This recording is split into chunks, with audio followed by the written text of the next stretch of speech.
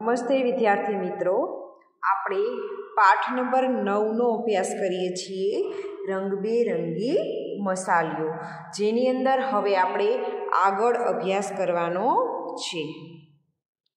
જુઓ બાળકો, હવે આપણે પાના નંબર 146 ઉપર જોઈશું, જેની અંદર આપણને સાંભળો, વાંચો, વિચારો અને લખો એ આપણે ભણીશું. અહીંયા આપણને એક નાનકડો અમથો ફકરો આપવામાં આવેલો છે. તે ફકરાને આધારે આપણે પાના નંબર 147 ઉપર તેના પ્રશ્ન આપવામાં આવેલા છે. તે પ્રશ્નના જવાબ આપણે ફકરાના આધારે આપવાના રહેશે. જો એ સૌથી પહેલાં આપણે ફકરાને સમજી લઈએ અને આપણે વાંચતા જઈએ. દિવસમાં કેટલીક વાર તમે રાંધણિયાની મુલાકાત લો છો. જુઓ બાળકો, રાંધણિયું એટલે શું થાય? રાંધણિયું એટલે રસોડું. આપણે ઘરમાં કેટલી વખત રસોડામાં જતા હશું તે આપણને નક્કી જ નહીં હોય. એટલે આપણે કેટલી વખત રાંધણિયાની મુલાકાત લઈએ છીએ તે આપણે નક્કી જ નથી. 3 વાર, 5 વાર કે વધુ. આપણે રસોડામાં 3 વખત પણ જતા હોઈએ, 5 વખત પણ જતા હોઈએ અને એનાથી વધારે વખત પણ આપણે જતા હોઈએ છીએ.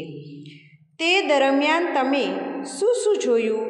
હવે તમે રસોડામાં જાઓ છો તો તે દરમિયાન તમે રસોડામાં શું શું જોવો છો? રાંધણિયામાં થતી ક્રિયાઓ તમે ધ્યાનથી જોઈ ખરી? રસોડામાં કઈ કઈ ક્રિયા થાય છે તમે બાળકો ક્યારે ધ્યાનપૂર્વક જોઈ છે? કોઈક વાર બાફવાનું ચાલતું હોય તો કોઈક વાર શેકવાનું, ક્યારેક વળી તળવાનું, વણવાનું, મસળવાનું સાથે ચાલતું હોય. જો બાળમિત્રો, રસોડામાં ક્યારેક બાફવાનું ચાલતું હોય, બાફવાનું આપણે બટેકા બાફતા હોઈએ અથવા તો રીંગણ બાફતા હોઈએ. ત્યાર પછી શેકવાનું, ક્યારેક રોટલી શેકતા હોઈએ, ક્યારેક સીંગ શેકતા હોઈએ. ક્યારેક તળવાનું, આપણે ચેવડો બનાવતા હોઈએ અથવા તો વેફર તળતા હોઈએ. ક્યારેક વણવાનું, આપણે રોટલી વણતા હોઈએ. આવી રીતના લોટ મસળતા હોઈએ. આવી રીતના રસોડાની અંદર આ બધી અલગ અલગ ક્રિયાઓ થતી આપણને જોવા મળે છે. આ બધી ક્રિયાઓ થાય ત્યારે આપણી થાળીમાં જાત જાતની વાનગીઓ આવે છે. હવે આ બધી જ્યારે ક્રિયા થાય છે ત્યારે આપણી થાળીની અંદર જમવા માટે જાત જાતની વાનગી એટલે કે જાત જાતની મિષ્ટાન અથવા તો વસ્તુઓ આપણી થાળીમાં આવે છે. જેમ કે ચોખા અને દાળ ધોવાય. ચોખા અને દાળ છે એને ધોવાય, વઘારાય, તેમાં મસાલા અને પાણી ઉમેરાય, પછી તેને ચડવા દેવાય અને ઠરવા દેવાય, ત્યારે તૈયાર થાય ખીચડી. જો આની અંદર ખીચડી બનાવવી હોય તો સૌથી પહેલાં આપણે ચોખા લેવાના અને મગની દાળ લેવી પડે. પછી એને ધોવાની, પછી તેને વઘારવાની, પછી તેમાં મસાલા ઉમેરવાના, પછી તેમાં પાણી ઉમેરવાનું, પછી તેને ચડવા દેવાની અને ચડી અને પછી ઠરે પછી આપણને ખાવાની. એટલે આ રીતના ખીચડી તૈયાર થાય છે. આવી જ રીતે જાણીતી અને નવી વાનગીઓ બને. કોઈ પણ વાનગી બનાવવી હોય તો આપણે આવી રીતના જાણીતી અને નવી વાનગીઓ બનાવીએ છીએ. જો તેમાં પહેલો પ્રશ્ન શું છે કે રાંધણિયું એટલે? તો સૌથી પહેલાં મેં તમને હમણાં જ વિડીયામાં આગળ કહ્યું તેમ કે રાંધણિયું એટલે શું આવશે? રસોડું. બીજું છે મુલાકાત એટલે? મુલાકાત એટલે આપણે કોઈ પણ વ્યક્તિને થોડા સમય માટે મળીએ તો આપણે તેને શું કહીએ છીએ? મુલાકાત કહીએ છીએ. તો આપણે શું લખશું અહીંયા? થોડા સમય માટે મળવું. અમુક સમય માટે આપણે મળીએ તેને આપણે મુલાકાત કહીએ. ક્રિયા એટલે શું? ક્રિયા એટલે શું થાય? તો કે ચોક્કસ રીતે કરાતું કામ. કંઈક તમે કામ કરો છો તો એને આપણે ક્રિયા કહીશું, અથવા તો કરવું તે. કંઈક કામ કરીએ આપણે તો એને આપણે ક્રિયા કહીશું. ત્યાર પછી છે કે વાનગી એટલે શું? તો વાનગી એટલે શું થાય? તો કે કંઈક ખાવાની વસ્તુ. કોઈ પણ તમે કંઈક વસ્તુ ખાઓ તો એને આપણે શું કહીશું? વાનગી કહીશું. ત્યાર પછી છે 5મો પ્રશ્ન કે આમાંથી વાનગી ના હોય તે વસ્તુ ઓળખો. જો દૂધપાક છે તે વાનગી કહેવાય, ખીચડી છે તે પણ એક વાનગી કહેવાય.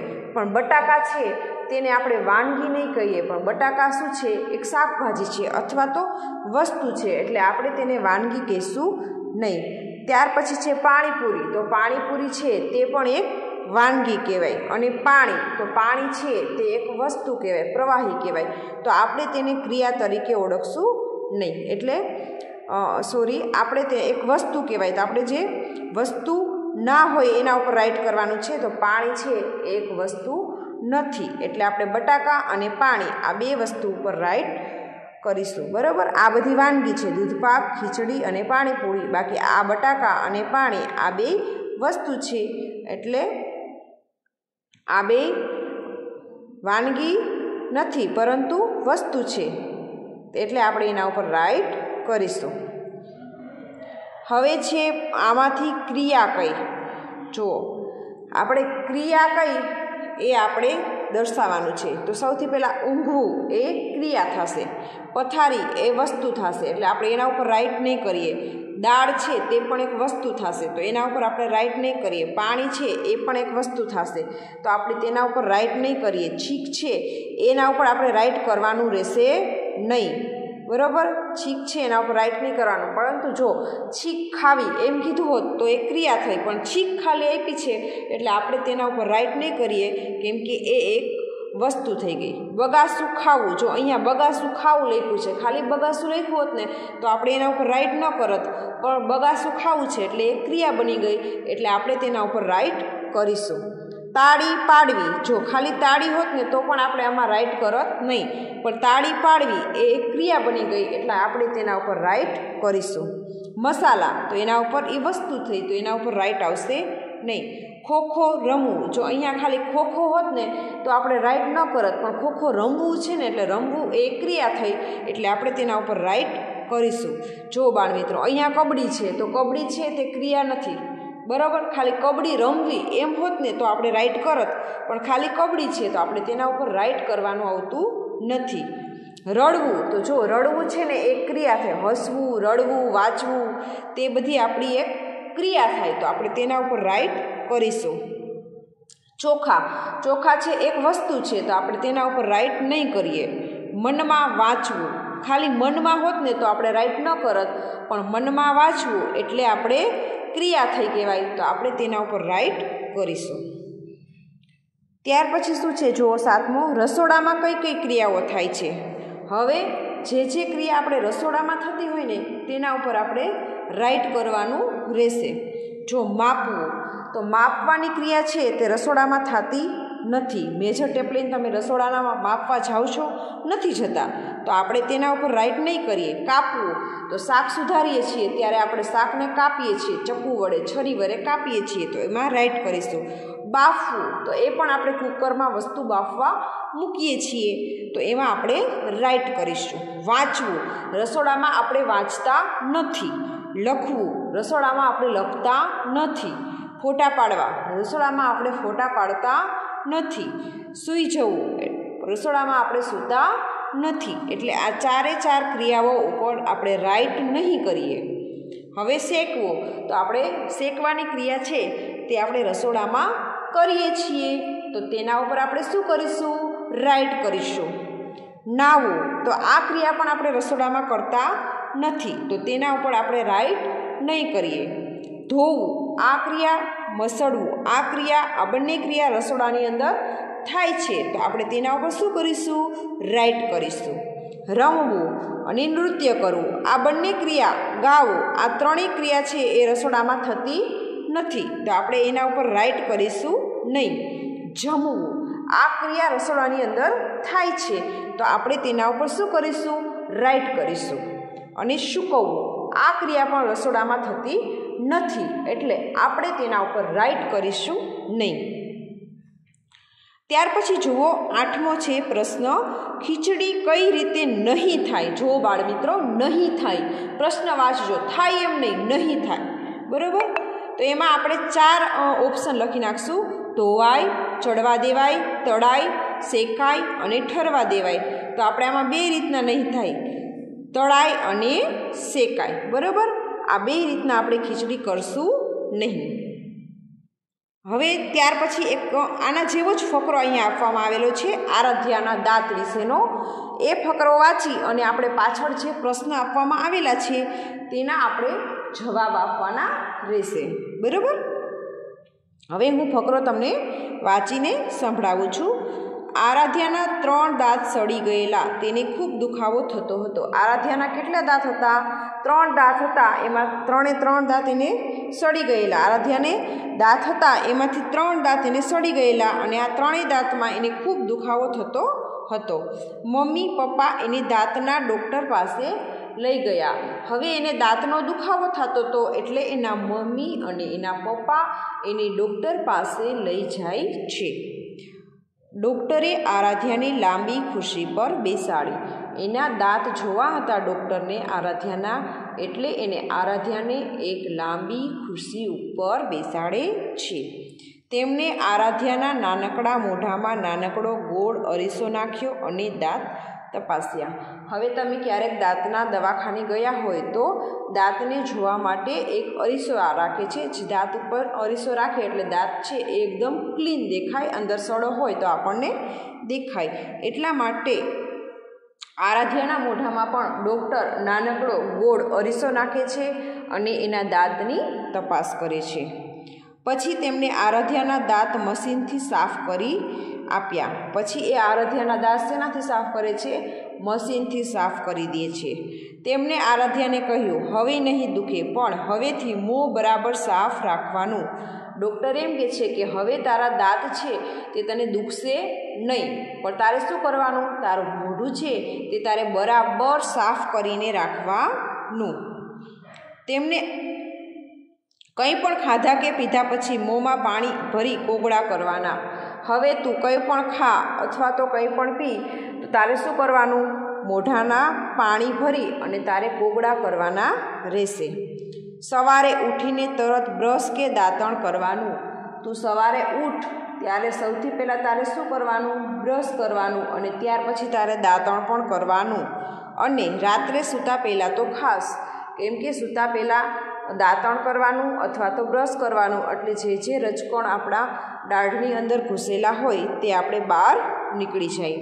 ભૂલ્યા વગર બ્રશ કે દાંતણ કરવાનું. રાતે સૂતા પહેલાં તારે ભૂલવાનું નહીં, તારે ભૂલ્યા વગર બ્રશ અથવા તો દાંતણ કરવાનું. ડૉક્ટરે આરાધ્યાને કોગળો કરી બતાવ્યો. તેમણે બ્રશને ઉપર નીચે અંદર બહાર ફેરવવાની સાચી રીત પણ બતાવી. હવે ડૉક્ટર છે એ આરાધ્યાને કેવી રીતના કોગળા કરવાના તે કોગળો કરીને પણ બતાવે છે અને બ્રશ કેવી રીતના કરવાનું, ઉપરના દાંતને પણ બ્રશ અડે, નીચેના દાંતને પણ બ્રશ અડે, એવી રીતના તારે બ્રશ કરવાનું રહેશે.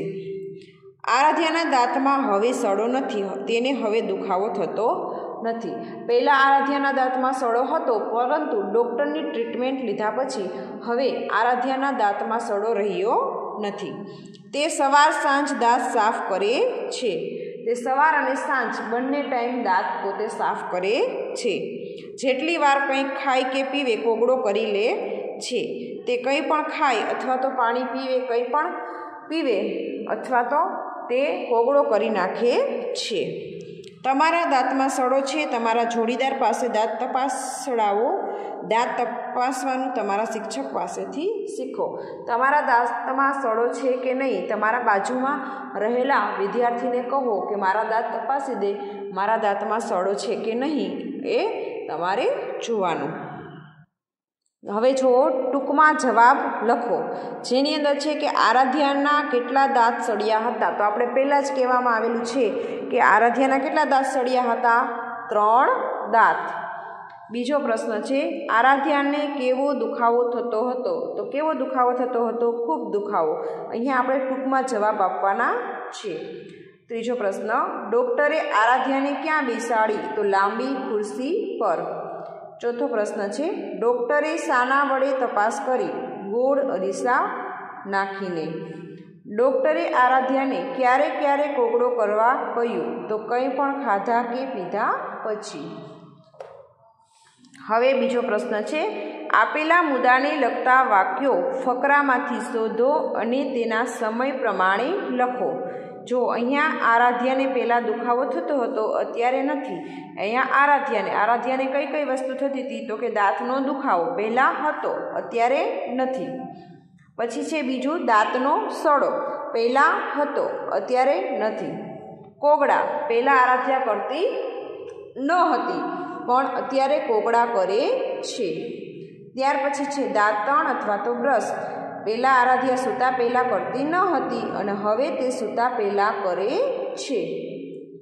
ત્યાર પછી છે ત્રીજું, જેમ આરાધ્યા માટે વાક્યો નોંધ્યા જ તેમ તમારા વિશે વાક્ય લખો અને વર્ગમાં મોટેથી વાંચો. હવે તમારા વિશે વાક્ય લખવાના છે. પહેલાં આપણે આરાધ્યા વિશે વાક્ય લખ્યા હતા, હવે તમારા વિશે તમારે વાક્ય લખવાના રહેશે. પહેલું, દાંતનો દુખાવો. તો દાંતનો દુખાવો છે તે અત્યારે દાંતનો દુખાવો નથી. તમને છે હોય તો લખવાનો. અને હવેથી દાંતનો દુખાવો થશે નહીં. હવેથી દાંતનો દુખાવો થશે નહીં. દાંતનો સડો. દાંતમાં સડો નથી. તમારે છે અત્યારે દાંતમાં સડો, આપણા વિશે આપણે વાક્ય લખવાના. અત્યારે દાંતમાં સડો નથી અને હવેથી પણ દાંતમાં સડો થશે નહીં. ત્યાર પછી છે કોગળા. તો કંઈ પણ ખાધા પછી કોગળા કરું છું. જો ન કરતા હોય તો લખવાનું, બરાબર, કે કંઈ પણ ખાધા પછી કોગળા કરતો નથી અને હવેથી હું કરીશ. પણ આપણે કરીએ છીએ તો એમ લખવાનું, કંઈ પણ ખાધા પછી કોગળા કરું છું અને ભવિષ્યમાં પણ કંઈ પણ ખાધા પછી હું કોગળા કરીશ. દાંતણ અને બ્રશ. તો સવારે બ્રશ કરું છું અને સવાર સાંજ બ્રશ કરીશ. પહેલાં હું સવારે જ કરતો હતો, હવે આ ફકરો વાંચ્યા પછી હું સવાર સાંજ બ્રશ કરીશ. જુઓ બાળમિત્રો, આ બધું તમે તમારા પાઠ્યપુસ્તકની અંદર સરસ મજાના અક્ષરે પૂરતું જવાનું તમારે રહેશે અને સ્વાધ્યાય પોથીમાં પણ તમારે પૂરવાનો રહેશે. હવે આપણે બીજું છે તે આપણે આગળના વિડીયોની અંદર ભણીશું.